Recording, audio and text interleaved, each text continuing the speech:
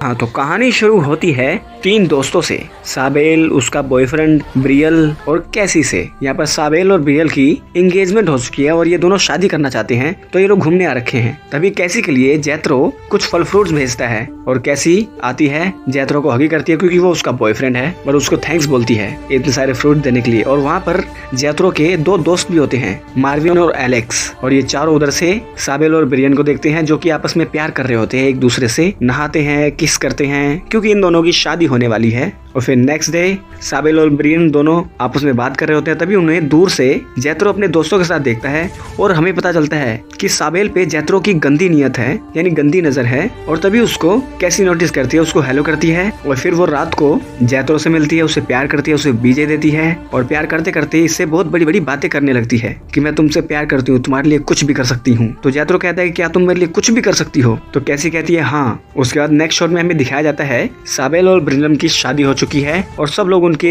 शादी में आए हैं इनको बधाइयां देने के लिए। और उधर दूसरी तरफ हमें दिखाया जाता है जो जैत्रो है उसकी शादी पहले से हो चुकी है और उसकी 6 साल की बेटी है और उसका बर्थडे है और उसके फादर एक मेयर हैं। वहाँ पर वो लोग बर्थडे सेलिब्रेट कर रहे हैं और यहाँ पर साबेल और बेरियम को सब लोग बधाइयां दे रहे हैं उनकी शादी की। और कैसे भी इनके लिए 4 शब्द बोलती है और उधर मेयर अपनी पोती का बर्थडे सेलिब्रेट कर रहे हैं और अच्छा भाषण दे रहे हैं कि आने वाले टाइम में हम और भी खुशियां लेकर आएंगे और आप लोगों से सेलिब्रेट करेंगे। इधर शादी का माहौल होता है, सब लोग खा पी रहे होते हैं, उधर बर्थडे का माहौल है, सब लोग खा पी रहे होते हैं। और तभी जैत्रो एलेक्स और मार्विन को साबेल के यहाँ पर भेजता है उनकी शादी का गिफ्ट। मार्विन साबेल को देखता है और हमें पता चलता है इसकी भी साबेल पर गंदी नजर है। और उधर से कैसी जैत्रो को फोन करती है, उसे कुछ खास बात बताती है और जैत्रो भी उसकी बात सुनता है और इन लोगों का अंदर ही अंदर कुछ प्लान चल रहा होता है। उधर उनका बर्थडे प्रोग्राम खत्म हो जाता है, इधर इनकी शादी खत्म हो जाती है और ये लोग सबको अलविदा करके हनीमून के लिए निकलने लग जाते हैं। तो साबेल और बेरियम दोनों पहले अपने घर पर आते हैं,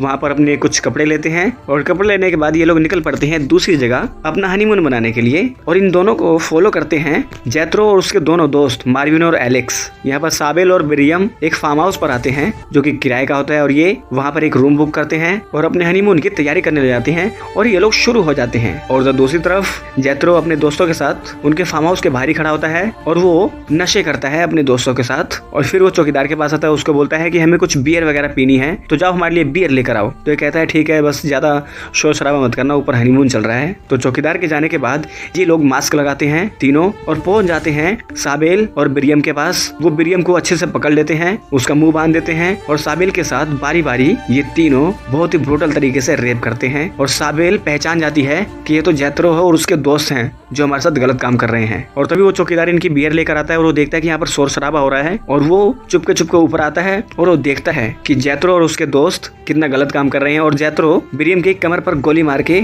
उसकी हत्या कर देता है। साबेल लड़ने की कोशिश करती है, वो साबेल को टेबल पर पटक देते हैं, इससे साबेल का सर फट जाता है और ये दोनों यहीं पर मर जाते हैं। और ये लोग इन दोनों की लाशों को बेड कवर में लपेट कर वहीं पर समुद्र होता है वहां पर ले जाते हैं और वहां पर एक नाव होती है, नाव के अंदर बैठकर कुछ पत्थर रखकर ये लोग नाव को बीच में ले जाकर उनकी लाश के साथ पत्थरों को बांधकर उनकी लाश को समुद्र के अंदर ही डुबा देते हैं। और उसके बाद ये लोग अपनी गाड़ी में बैठते हैं और निकल पड़ते हैं अपने घर पर आने के लिए। यहाँ पर मार्विन अपनी दादी के साथ रहता है, वो उनको उठाकर अंदर लाता है और खुद थोड़ा रिलैक्स होने की कोशिश करता है, लेकिन उसके सामने वो सारे विजन्स आते हैं कि इसने कितना गलत काम किया है। उधर एलेक्स अपने घर पर आता है, उसकी वाइफ उसको थोड़ा रिलैक्स करती है, ये लेट जाता है और उसकी वाइफ उसको प्यार करती है, लेकिन ये बहुत डिस्टर्ब हो जाता है। इस बार फ्लैशबैक आते हैं कि इसने क्या किया है। उधर जैत्रो वो भी अपने घर पर आता है, उसकी वाइफ उसको डांटती है कि इतनी रात भर कहाँ थे तुम। ये कहता है मैं जरूरी काम से कहीं पर गया था, मम्मी डैडी को मत बोलो कि मैं अब आया हूँ। उधर सुबह होने के बाद बिरियम के मदर और फादर के पास कुछ लोग आते हैं और कहते हैं कि आपके बेटे की लाश नदी किनारे मिली है। और उधर साबेल की मदर को कुछ लोग फोन करते हैं और कहते हैं कि आपकी बेटी लापता हो चुकी है, आओ यहाँ पर हमें उसके बारे में कुछ बताओ। और यहाँ पर बिरियम की लाश को देखकर बिरियम के मदर और फादर बहुत रोते हैं। और वहाँ साबेल की मदर आती है फार्म हाउस में और वो चेक करती है कि यहाँ पर कितनी तबाही फैल रखी है, उसके साथ ही कैसी होती है। कैसी साबेल की मदर को थोड़ा सा आश्वासन देती है और ये दोनों बहुत रोते हैं क्योंकि यहाँ पर बहुत तबाही फैली होती है, हर जगह पर खून ही खून होता है। फिर वहाँ पर पुलिस वाला आता है, पुलिस वाला यहाँ के ओनर से पूछता है कि यहाँ पर ड्यूटी किसकी थी, तो ये बताता है यहाँ पर मैक्स की ड्यूटी थी और मैक्स कहाँ पर है ये हमें पता नहीं चल रहा है। तो साबेल पुलिस स्टेशन में अपनी बेटी की मिसिंग कंप्लेन लिखवाती है और पुलिस वाले फार्म हाउस के मालिक को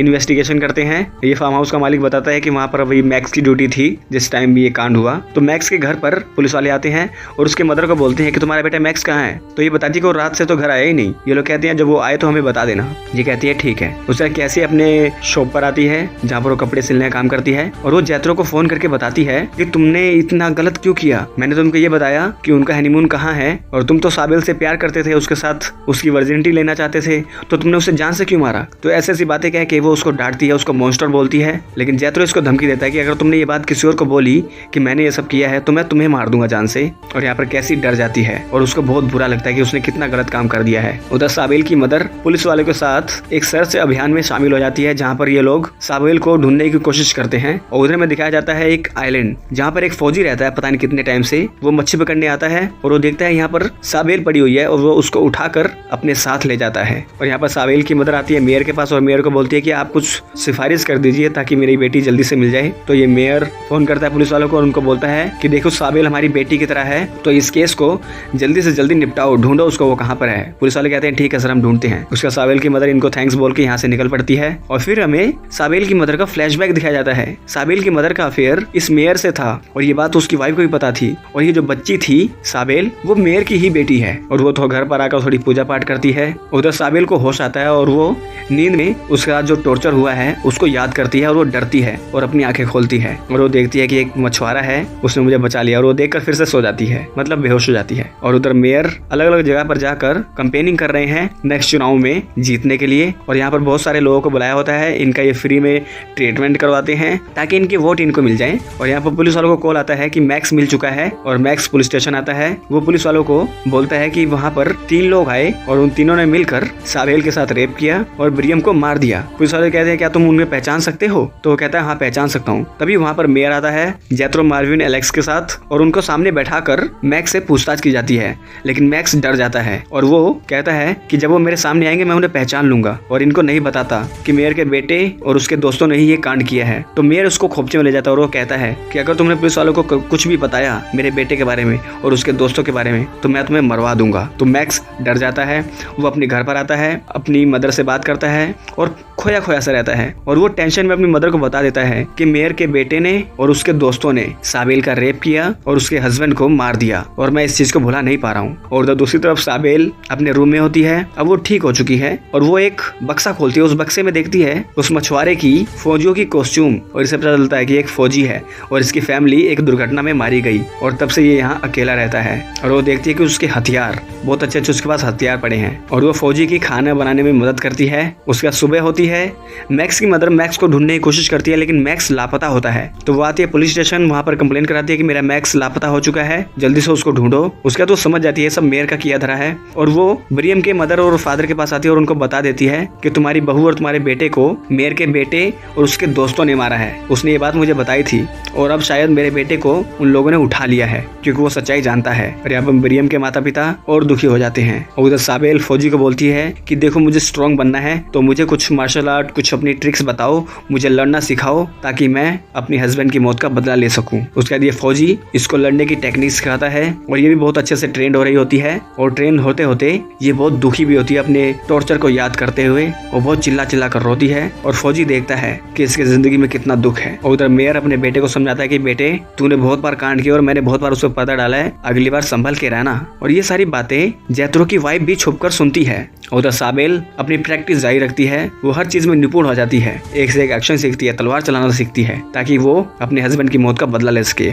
और वो नाव लेकर तैयार होकर आ जाती है शहर के अंदर। और यहाँ शहर में आकर साबिल थोड़ा मेले में घूमती है और अपनी मदर को छुप छुप कर देखती है कि उसकी मदर के अंदर अभी भी दुख है, वो अभी इसको भुला नहीं पाई है। और वो उसको देखकर अपनी लास्ट मीटिंग याद करती है, कैसे मेरी माँ ने वो लॉकेट पहनाकर मुझे अलविदा किया था। और वो जैत्रो पर भी नजर रखती है। उसके बाद वो आती है केसी के पास और केसी उसको देखकर खुश हो जाती है, उसको हगी करती है कि तुम जिंदा हो। उसके बाद वो सब कुछ कन्फेस कर देती है कि असल में ये सब जैत्रो का किया धरा था और मैंने ही उसको बताया था कि तुम उस जगह पर जा रही हो और वो तुम्हारी वर्जिनिटी लेना चाहता था। उन लोगों का ये प्लान था कि वो लोग मास्क ला के जाते, तुम्हारे साथ सिर्फ जैत्रो प्यार करता और वो वैसे ही भाग जाते। पर मुझे ये नहीं पता था कि वो तुम्हें मार देगा, तुम्हारे हस्बैंड को मार देगा। तो साबिल इस पर गुस्सा होती है और ये कैसी को डांटती है कि तुम्हारे इस ड्रामे से उन लोगों ने मेरे पति को मार दिया, मेरा इन तीनों ने रेप किया। और वो उसे छोड़कर चली जाती है और कैसी यहाँ पर बहुत फुट फुट कर रोती है। उसके बाद साबिल रात को ही निकलती है अपने घर पर आती है, वहाँ से कुछ चीजें उतारती है, कुछ मेकअप का सामान लेती है और एक लॉकेट घर के अंदर ही छोड़ देती है अपना, जो इसकी मदर ने इसको दिया था। उसके बाद मदर को कुछ आहट का एहसास होता है, वो उठती है, अपनी बेटी की फोटो देखती है और फिर सो जाती है। और इधर साबेल